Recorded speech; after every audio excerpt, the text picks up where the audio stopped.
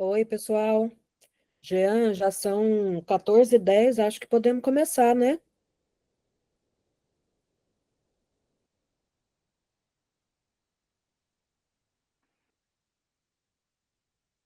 Jean, você tá aí? Aí. Estou aqui. Boa tarde mais uma vez, pessoal. Eu sou Jean Ramos Pancararu, estou responsável pela articulação aqui do Pontão de Culturas Indígenas Casa de Jorge. Essa é a nossa rodada de tira dúvidas, né, sobre a rede de Pontão de Cultura, de ponto de culturas que estamos formando, retomando esse lugar de diálogo para quem está interessado em ter o seu ponto de cultura reconhecido, ter a...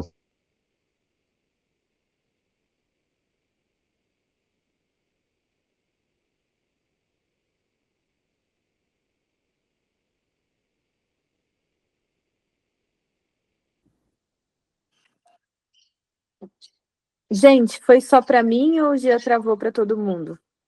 Travou. Travou, tá. Vamos aguardar um pouquinho.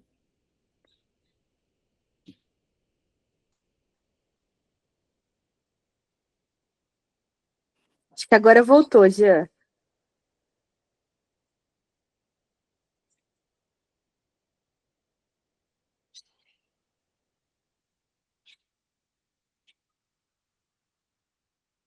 Você está ouvindo a gente, Jean? Oi, gente, minha internet caiu aqui. Olá. Oi, agora a gente está te ouvindo de novo. Ah, tá, foi a internet que caiu. Bom, então eu estava falando que essa é uma rodada, né, de encontros que o Pontão de Culturas Indígenas está promovendo para tirar dúvida das pessoas que já têm o seu certificado, para quem ainda não tem, para quem já teve e por algum motivo não está conseguindo atualizar. Então, o Pontão de Culturas Indígenas criou a estratégia de fazer um mapeamento dos pontos de cultura do país inteiro e decidiu fazer um chamamento também, né? Então, é uma oportunidade que está sendo lançada para que a gente possa ampliar a rede de pontos de cultura, né? Tendo como objetivo, foi criado um formulário para que esse formulário sirva como um guia para que esteja sendo feita o cadastramento, né, no Ministério da Cultura, para que os povos tenham o seu certificado como ponto de cultura. Só adiantar aqui que existem algumas condições importantes, né, quando você se torna ponto de cultura.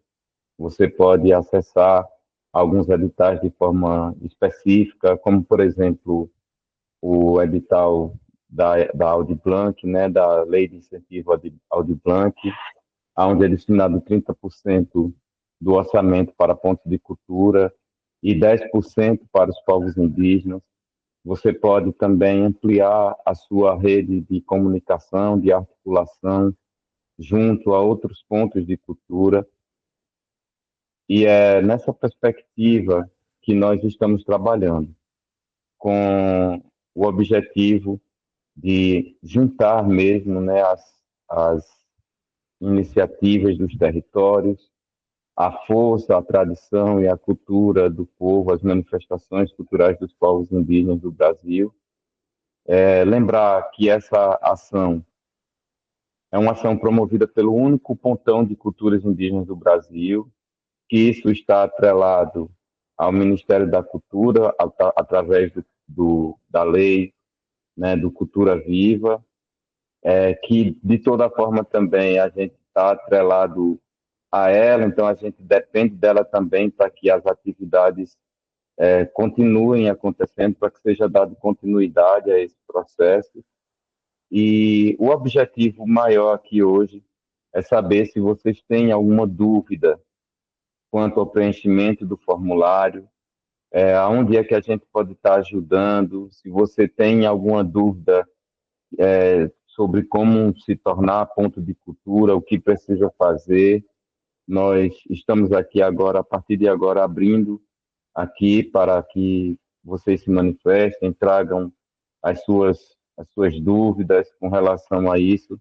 Nós não podemos aprofundar a discussão a outros estágios, porque realmente o que nós nos propomos aqui é fazer realmente esse tira-dúvida sobre o formulário, apresentar alguma sugestão ou tirar algum questionamento sobre o que é ter um ponto de cultura ou ser um ponto de cultura, como que faz para fazer isso.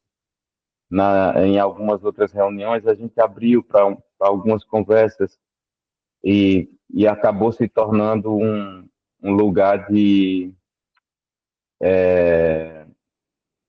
depoimentos, assim, as pessoas, às vezes, por não compreender, acham que nós estamos aqui para resolver o problema de tudo, e essa não é a finalidade, nem está na nossa orçada, assim. Nós não podemos, infelizmente, resolver o problema de cultura que a gente tem no país inteiro, nas leis de incentivo. Nós, inclusive, somos vítimas disso também. Então, estamos aqui com a finalidade e o objetivo de ampliar mesmo a rede de pontos de cultura para que juntos nós possamos criar um diálogo mais direto com o Ministério da Cultura, apresentar as nossas demandas, as nossas necessidades e, quem sabe, com muita luta e união também, ter um olhar específico, né, para a atuação dos pontos de culturas indígenas, né, frente a que é uma burocracia muito grande e para muitos de nós é difícil conseguir manter, então a gente precisa ser compreendido nisso também. Quero aqui solicitar que vocês façam uso da mãozinha aí, quem quiser falar, fique à vontade. Saudar aqui a Suzana Cangangue, que é uma mestre, que é uma grande sabedora desses caminhos, dessa trajetória dos pontos de cultura, que tem contribuído bastante, né, na discussão em todas as esferas, é uma referência. Então, feliz de estar aqui, peço licença aos ancestrais do povo Cangangue, do povo do Sul, dizer que é com muito respeito que eu lhes dirijo a palavra e, de alguma forma, dentro do território de vocês.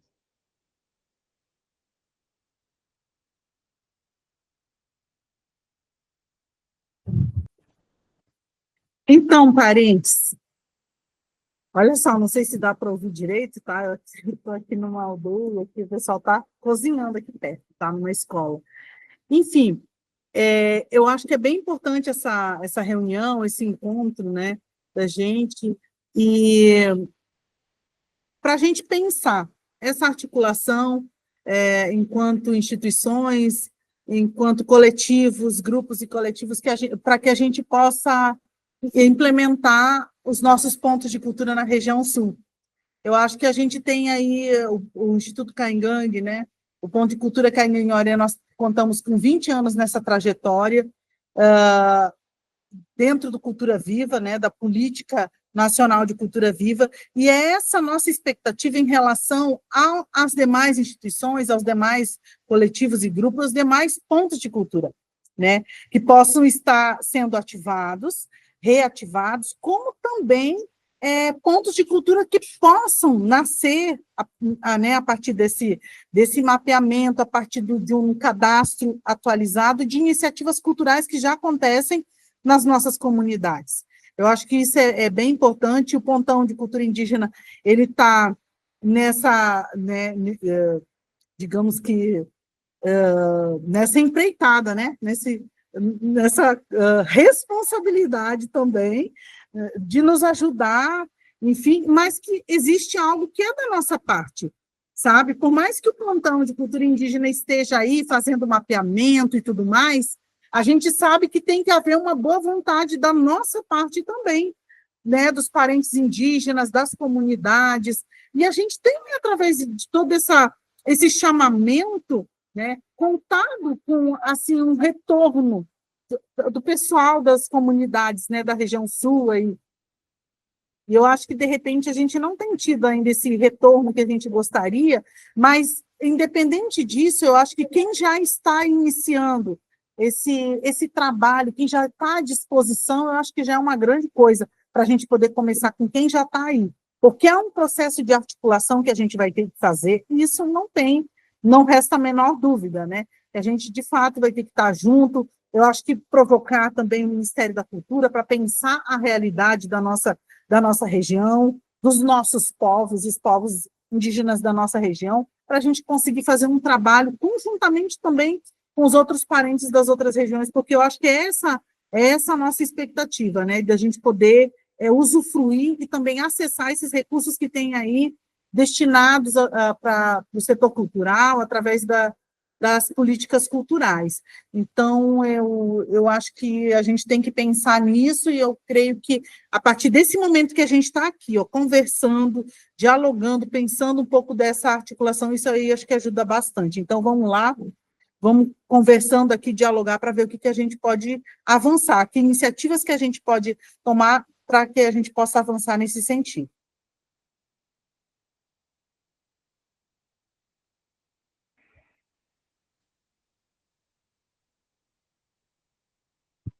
Verdade, Guerreira. Acho que o que você traz é muito importante, depende muito das nossas iniciativas. É tanto que eu acho que um dos pressupostos para que a gente tenha um ponto de cultura é já ter atividades culturais acontecendo, né? É importante que as comunidades, os territórios saberem que, se ele já tem uma manifestação cultural ali, se ele já realiza algo, né, alguma atividade, né, cultural em seu território, isso já é uma atividade que pode ser reconhecida, né, como um ponto de cultura, né? Também dizer que todo território, ou um território, por exemplo, por si, ele já é um ponto de cultura, porque ele tem a sua cultura mãe ali, tem as suas matrizes. Então, depende mesmo da disposição, da organização do povo, de se colocar realmente nesse lugar de fazedor, né? A gente chama de fazedor de cultura, que são as pessoas que tomam iniciativa e que levam à frente os propósitos dos diálogos, da ancestralidade, com esse momento, com essa contemporaneidade que nós estamos vivendo. Nós não podemos permitir que as discussões e os discursos sobre nós sejam apenas do passado, né? Nós somos o passado, mas nós somos o presente também. E depende muito das ações que nós desenvolvermos hoje, para que a gente seja o futuro também. Para que o ponto de cultura, ele tem um papel muito importante também, que é de zelar, de preservar e de cuidar do patrimônio material e imaterial de um povo. As memórias, as histórias desse povo, aquelas que podem ser acessadas através de uma peça, ou de um artefato que tenha da sua comunidade, não só isso, mas também o que não pode ser tocado, né? Que são que é a oralidade, que é o que nos foi repassado pelos nossos antepassados, para que a gente pudesse manter viva a chama do território acesa, né? De ser indígena, de praticar a sua cultura, de criar, de desenvolver a sua cultura a partir também de uma convivência com outras culturas. Isso também é possível. E hoje, no país, eu acho que não tem como não dialogar com outras culturas, né? Os nossos territórios estão fazendo divisões com municípios, ou estão dentro de municípios, estão em diálogo, em contato direto com a internet, então as informações estão circulando. De toda forma, os saberes dos territórios estão aí expostos em muitas redes. Existe um conhecimento muito grande da cultura interna, e a gente sabe que as culturas de massa têm adentrado também os territórios, e isso, de alguma forma, é uma ameaça ao patrimônio do saber, né, dos territórios, porque a gente tem uma juventude que precisa de um incentivo para se conectar ainda mais com a sua ancestralidade, saber a hora do que pode ser absorvido externamente, mas do que também tem que ser preservado como fonte de saber, como fonte de manutenção. Então, eu penso que o ponto de cultura é uma validação para que o sistema reconheça e para que a política pública também saiba da existência, né, desse território, dessas atividades, e assim a gente também poder lutar, né, poder cobrar os nossos direitos de acesso à política pública, que a gente sabe se a política pública ela é para todos, mas não são todos que conseguem acessar. E isso é importante a gente pensar. Através dessa unidade que nós estamos criando, dessa rede que nós estamos criando, nós podemos fortalecer essa discussão, fortalecer essas buscas, e assim eu acho que todo mundo sai ganhando. Quem mais quer falar? Vamos abrir aqui. Tem aqui a D. Kangang. Quer se pronunciar, parente?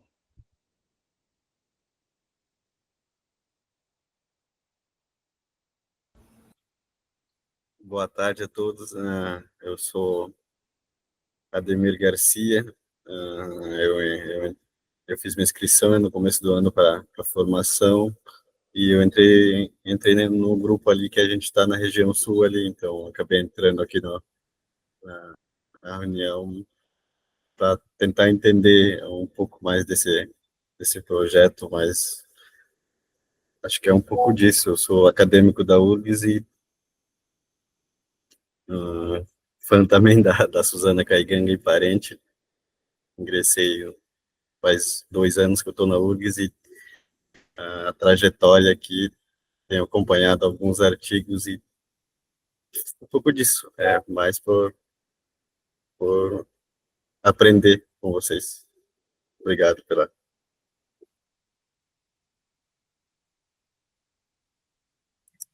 Legal, Ademir. Eu estava te ouvindo ali falar. Você é Garcia, você é parente do Jorge Garcia? Ele é meu avô, eu sou filho do Pedro Garcia. Ah, você é filho do Pedro? Eu não te conhecia. Eu conheço teu pai faz muitos anos e o teu avô também. Agora você eu não conhecia, não. Conheço também alguns outros netos dele, né, que são professores. E, enfim, bacana. Que curso que você está fazendo na URGS? Eu estou cursando Direito. Estou no 4º semestre de Direito. Que bacana, melhor. Olha só, eu também sou advogada aí, só eu não fiz o curso de Direito na URGS. Mas olha só, deve ser de que comunidade, Manoai? Isso, lá de Bananeiras, o pai fala muito de você, né? Acho que eu sou um dos últimos filhos que a gente ficou mais com a mãe, né? Não muito perto do pai, mas agora, depois de alguns anos, a gente se aproximou, então a gente mora ali no Noé. Olha só, então, a tua família, né? Eu conheço boa parte da tua família, trabalha com cultura, né? Isso há muitos anos, e tem um legado aí que é do Jorge Garcia, que é um ancião, um mestre da cultura caimbende. O Jorge Garcia é reconhecidíssimo, inclusive, assim, nacionalmente, né, pelo Ministério da Cultura, tudo em razão do trabalho que ele já desenvolveu, né, do legado mesmo, e que está sendo seguido pelo teu pai, né? Tu sabe, o Pedro Garcia, ele trabalha direto com a gente em palestras, em eventos, fazendo apresentação, tudo. Então, a questão é, por exemplo, eu nem sabia que você tinha se inscrito no grupo, até porque eu sou aquela que eu não fico olhando o grupo. Não sabe, eu não olho assim as notícias, não olho nada, estou completamente perdida. Mas assim, ó, pelo que eu conheço de vocês, enfim, vocês, né, têm um potencial muito grande. Agora, ser um ponto de cultura, tá? Pelo perfil que vocês têm, tanto da família quanto de comunidade, é como o parente ali estava falando, as comunidades indígenas, elas têm todo o perfil, elas trabalham com cultura, tá? Agora, e lá em Nonoai, a gente descobriu que tinha um ponto de cultura, não é isso, Ana? Tinha um ponto, aparece no cadastro, né, de pontos de cultura, no mapa da cultura, aparece esse ponto de cultura, que inclusive ele fez um cadastro, a gente foi lá em 2011, 2012, quando teve um convênio de ponto de cultura, um edital público com o governo do estado do Rio Grande do Sul, com a Secretaria de Cultura, alguém escreveu um projeto como ponto de cultura ali por Nonoai. E eles aprovaram esse projeto, eles conveniaram com o Rio Grande do Sul, tanto que aparece, foi feito o cadastro, aparece que é um ponto de cultura, então ele existiu de alguma forma, e ele simplesmente, a gente não sabe exatamente quem estava à frente, quem trabalhou, se trabalhou alguma coisa, tá? Mas, assim a gente acha, tipo, o histórico, o registro da existência desse ponto. Então, na comunidade ali de Nonoai. A gente sabe que ele não está ativo, tá? Não está ativo porque senão a gente conheceria e teria, né, um contato maior e tal. Então, a criação de um outro ponto de cultura, aí, uma vez que a gente, né, pelo mapeamento, se descobriu, então, a existência desse ponto.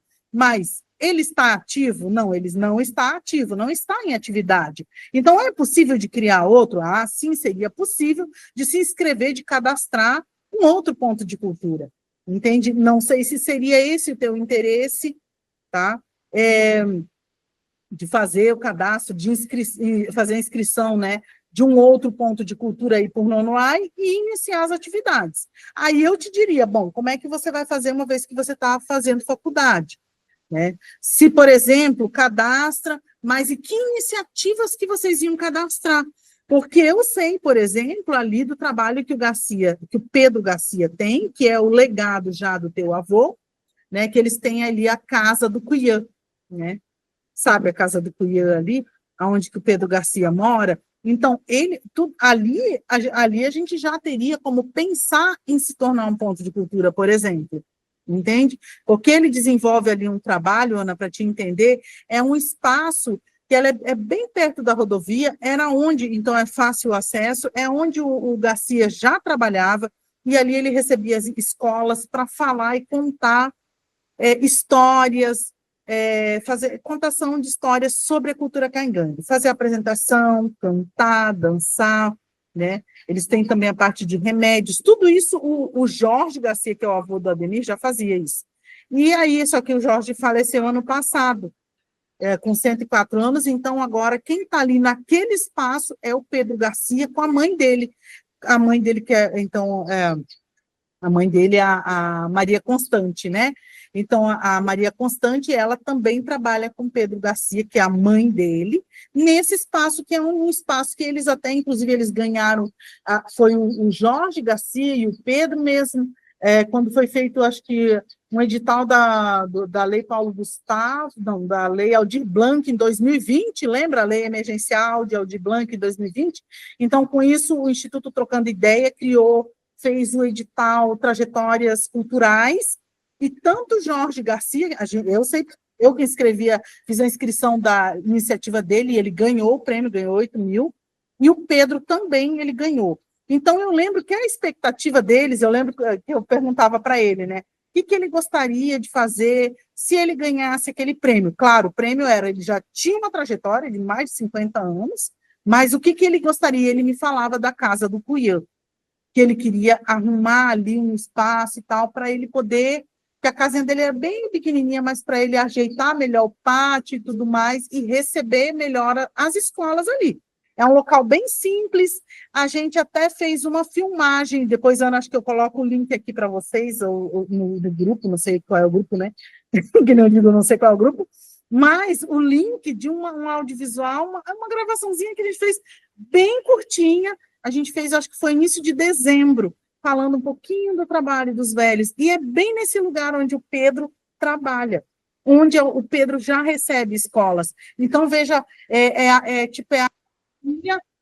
é a família deles, mas é um trabalho que eles também procuram envolver pessoas da comunidade, eles assim, enfim, né? E é muito, muito interessante, é um trabalho de referência que eles têm em cultura, educação. Ele também tem uma luta por terra, o Pedro ele tem uma luta reconhecida, né, por terra, pela demarcação de terra, o direito territorial também, mas eles, e a Maria Constante também, e eles têm uma fala que, assim, não tem outros que falam, porque a gente foi perdendo ao longo de toda essa trajetória, mais de 20 anos, muitos velhos, muitos, e praticamente ver que quem sai hoje trabalhar comigo quando eu preciso é o Pedro e a Maria Constante. Geralmente, se eu não consigo, por exemplo, que ela vá, porque ela é mais idosa, né? Mas assim, aí geralmente o Pedro vai. A gente tem uma agenda onde o Pedro ele faz parte, inclusive, Ana, só para te saber, o Pedro a gente colocou como bolsista mestre do pontão nosso. Entende? Porque, diferente do pontão de cultura indígena, que vocês tinham que ter os agentes de cultura viva, lembra? Que tinha que ter os agentes que recebem a bolsa durante lá tantos meses, durante o projeto. O pontão nosso não tinha obrigatoriedade. Ele tinha obrigatoriedade, por exemplo, estabelecer a área, né? É formação, por exemplo, é uma atividade, uma oficina, alguma coisa assim. Enfim, ele tinha algumas metas, mas ele não estabelecia a meta de você ter agente de cultura viva. Então, a gente colocou 2 agentes de cultura viva e colocamos 2 mestres. E um dos mestres, aliás, os 2, é o Pedro e a Maria Constante.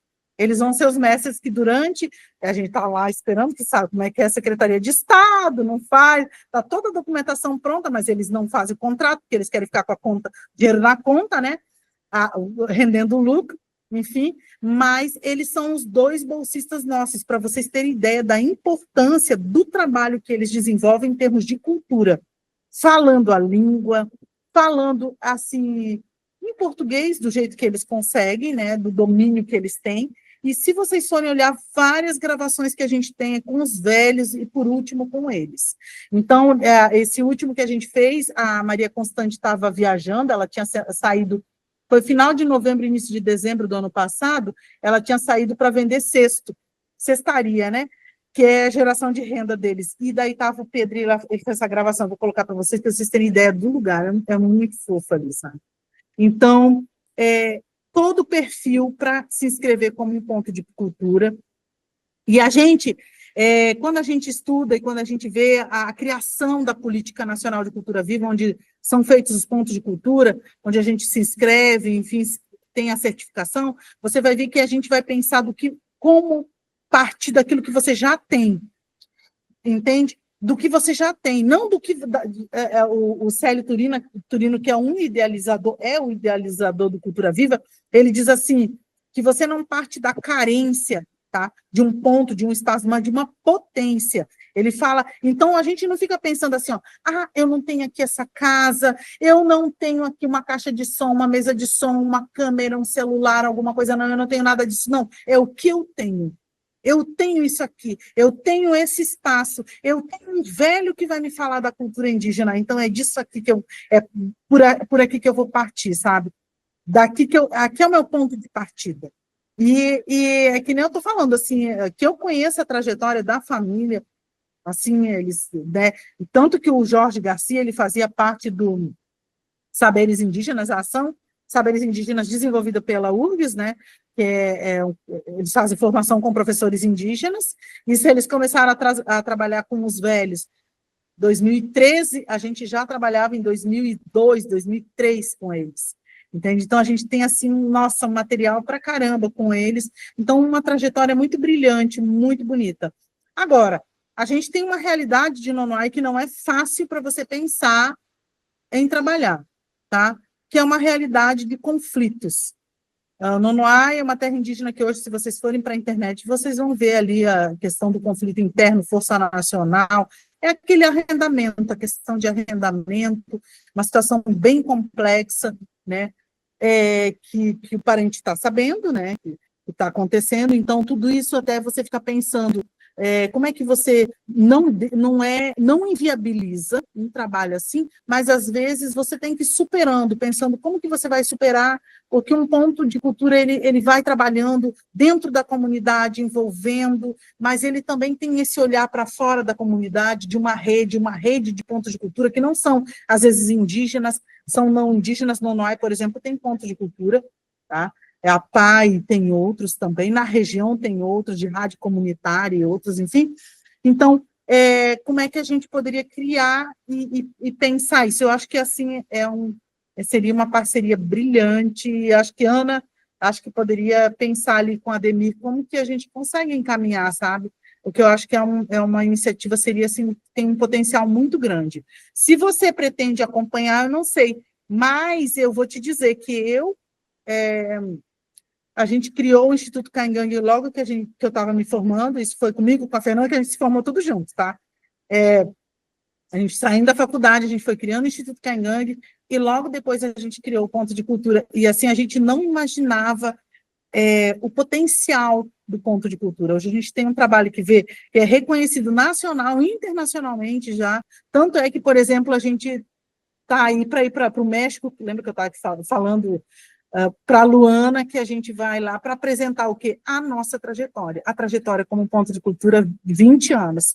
Entende? Então, é um protagonismo, há um empoderamento, uma visibilização da cultura indígena, não é da pessoa, não é da Suzana, não é de quem faz parte, não é da Fernanda, da Andila. Claro que as nossas trajetórias pessoais e profissionais, elas são agregadas e elas acabam se tornando uma referência por conta da nossa trajetória, de um trabalho. Por quê? Porque a gente vai se qualificando academicamente. Eu saí formada em Direito, né? Eu sou advogada e eu tenho mestrado em Direito, eu tenho mestrado em Educação, doutorado em Educação. Então, foi toda uma trajetória que a gente foi galgando. A Fernanda, hoje é diretora do Museu Nacional dos Povos Indígenas, quer dizer, por quê? Por conta de um trabalho que é desenvolvido.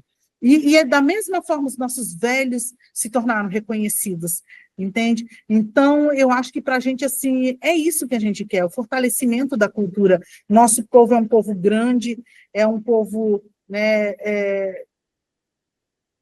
digamos que é o segundo maior povo, o terceiro maior povo indígena no Brasil, o primeiro do tronco linguístico G, mas a gente não tem a visibilidade que a gente poderia ter, e nesse sentido da valorização da nossa cultura, porque às vezes a gente não se empenha, tá?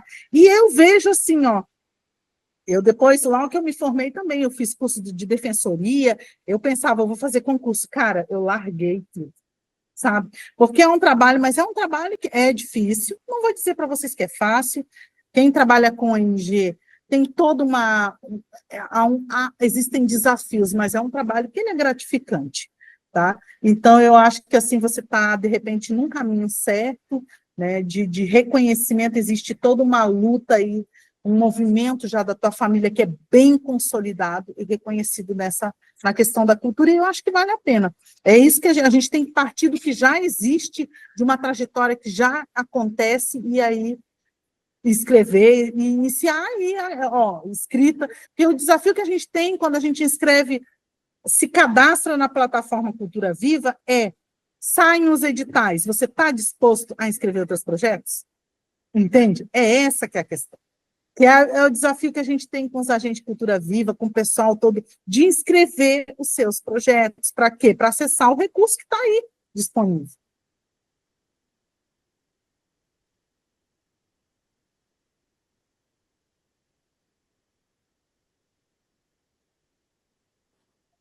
Oi, Suzana, maravilha. Obrigada pelas informações também.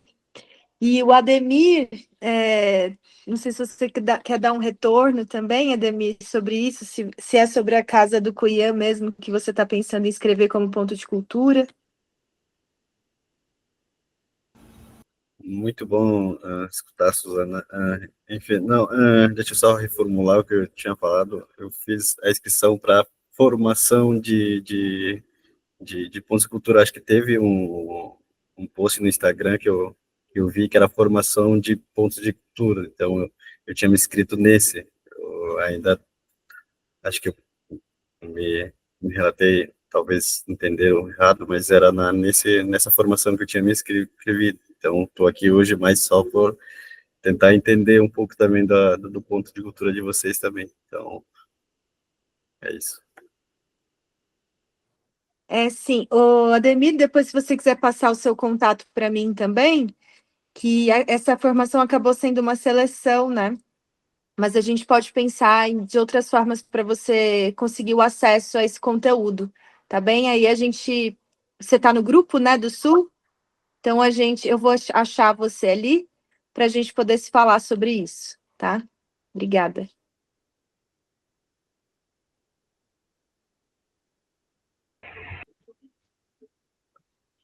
Eu acho que a gente teve até uma contribuição bem diferentona, assim, das outras lives, porque ter Suzana aqui, acho que essa live vai ficar ótima para a gente salvar e deixar para que os parentes do Sul possam acessar, né? E também deixar aqui a informação de que, independente da hora que você esteja assistindo essa live, do dia também, lógico, dentro do prazo que nós temos aqui, você pode acessar o formulário para fazer o preenchimento, para que na próxima etapa, que vai ser o de cadastramento mesmo junto ao Ministério da Cultura, a política Cultura Viva, você já esteja com seu formulário anexado aqui com a gente, para que você tenha um reconhecimento do seu ponto de cultura. Dizer que nós estamos tentando também, fazendo uma mobilização para estarmos presentes no ATL, né, que vai ser do dia 7 ao dia 11. Então, vai ser um encontro presencial mesmo, a gente vai estar se encontrando frente a frente aí para poder ajudar também nesse processo de tirar as dúvidas e de direcionar os parentes que estão interessados em ter o seu ponto de cultura. Lembrar que nós precisamos fortalecer mesmo essa ação para que nós tenhamos massa, né, para conseguir também provar, né, a nossa existência cultural e as nossas organizações, né, dentro dos territórios. Isso é muito importante para, junto ao Ministério da Cultura, junto à política, Cultura Viva, a gente ter aí decisões assertivas para que a gente possa continuar vivos, atuando como ponto de cultura e tendo todo o apoio do Pontão de Culturas Indígenas e, quem sabe, com muito sonho, ter um pontão de cultura, pelo menos por cada região ou por cada estado onde tem território indígena, para que o trabalho se fortaleça ainda mais. Da minha parte, eu acho que não tem mais muito a acrescentar. Não sei se Ana e Suzana querem trazer alguma coisa. Fiquem à vontade, por favor.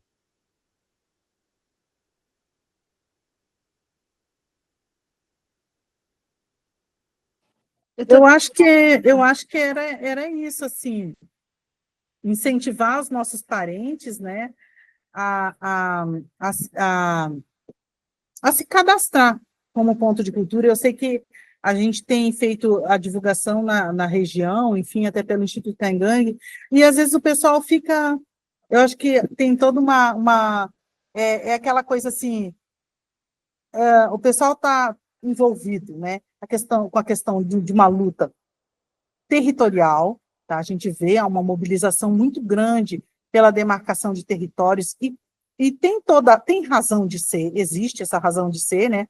Porque a terra ela é vida, né? E existe uma luta pela educação, pela saúde, só que aí às vezes a gente vê que a questão da cultura ainda ela é algo que fica meio de lado, né? Às vezes o parente ele não está acostumado a pensar, não, olha, aqui o setor cultural existe uma política pública que ela também pensa os povos indígenas e onde a gente também pode ter a possibilidade de fomentar, ou seja, conseguir apoio para desenvolver os nossos projetos culturais, ou seja, dar continuidade àquilo que a gente já desenvolve. Então, isso é muito interessante. Então, de repente, esse olhar, né, chamar a atenção do parente para que haja esse olhar, olha, existe uma política pública, tá, que está aí em implementação no Brasil, e se vocês forem ver nas redes sociais, a gente vai ver, né, a Política Nacional, Aldir Blanc, ela está até 2027, né, injetando recursos públicos, né, para que o setor cultural no Brasil possa desenvolver os seus projetos. Através desse recurso, ele é repassado pelo Ministério da Cultura aos estados e aos municípios. Então, existe uma ação afirmativa, ou seja, essa lei, ela prevê que 10% dela, do recurso que é destinado ou repassado a estados e municípios, ele seja destinado aos povos indígenas, ou seja, à implementação de projetos culturais pelos parentes indígenas. E aonde que está o nosso desafio? Acessar esse recurso. Ou seja, esses recursos são repassados aos estados, mas os estados, ao lançar os editais, eles até podem lançar os editais e colocam lá cotas, né, reserva, né, de X%, 10% dos projetos para a população indígena, para a pessoa indígena, tá? Então, eles cumprem um requisito que é obrigatório, a legislação, ela determina isso. Agora, como é que os parentes indígenas estão acessando? Por quê? Porque você tem que sentar e inscrever o teu projeto para que ele possa concorrer a um edital que é público, entende? E esse edital acontece tanto nos estados quanto nos municípios. Então, na prática, o que a gente está percebendo? Que os editais estão sendo lançados, mas os parentes não estão conseguindo inscrever os seus projetos. E aí, quando o parente não inscreve o seu projeto, o recurso aquele que seria destinado à ação afirmativa, né, para os indígenas, ele acaba sendo repassado para outros. No caso, eles veem como é que eles vão cobrir outros projetos ou fazer o repasse para outros projetos que fazem parte desses editais públicos, né, uma vez que os indígenas não acessaram os recursos. Então, qual é o nosso incentivo? Que os parentes indígenas acompanhem os editais, tá? Que estão acontecendo nos estados, que estão sendo lançados pelos estados, porque esses editais públicos para o setor cultural, ou seja, para projetos culturais, eles têm as ações afirmativas, 10% então para os indígenas, nos municípios a mesma coisa. Então, o desafio para os parentes é acompanhar e inscrever os seus projetos, entende? Por quê? Porque senão a gente não consegue acessar esses recursos. Então, e aí a gente fica pensando assim, a gente pode cobrar do Ministério da Cultura a criação de legislação, que ela pense uma política pública que alcance os nossos povos, sim? A gente pode provocar o Ministério da Cultura, mas o que acontece é que eles, como um órgão público, eles também têm que pensar como é que a gente, tipo assim, eles podem pensar uma desburocratização, mas, né, de como é que eles desburocratizam ao máximo, vamos supor, esses editais, mas faz parte da política, faz parte da administração pública também, a criação de um edital onde a gente possa acessar o recurso. Por exemplo, é diferente do acesso ao atendimento, por exemplo, à saúde pública, à educação, o acesso que a gente está tendo, que a gente, como indígena, pode ter a um recurso que é de uma política pública relacionada à cultura, acessando os editais e nos inscrevendo também. E a gente tem percebido que tem sido um desafio para os nossos povos, e por isso a necessidade de formação, a gente tem falado isso e reforçado junto ao Ministério da Cultura, a necessidade de formação, para que a gente possa conhecer um pouco mais da legislação, de como é que a gente inscreve os nossos projetos, como é que o parente consegue sentar e inscrever o seu projeto, sabe? Essa questão, porque a gente sabe que nossos povos são povos de tradição oral, ou seja, é difícil de sentar e escrever o projeto. Então, como é que a gente pode inscrever? De repente, para que o Ministério, para que as secretarias estaduais de cultura, as secretarias municipais de cultura pensem um edital que seja mais facilitado para a gente, mas que a gente possa acessar esse recurso, que são os 10% aí destinado aos nossos parentes. Então, acho que esse é um desafio que a gente tem à frente, mas que a gente vai ter que pensar como é que a gente faz e incentivar o parente, ajudar o parente, para que a gente, não apenas trazendo as nossas experiências, para que vocês possam ver que é possível, tá? mas assim também auxiliando os parentes no sentido de formação mesmo. Então, a gente sabe que o pessoal, por exemplo, como o Ademir, né, que estão na faculdade, às vezes é mais fácil para eles sentarem e encararem essa parte de escrever um projeto. Então, o nosso incentivo aos parentes, qualquer dúvida, o Pontão de Cultura Indígena está aí para poder auxiliar também toda essa, né, a superação desse desafio. Então, seria essa minha fala, gente, para incentivar vocês, tá? Muito obrigada.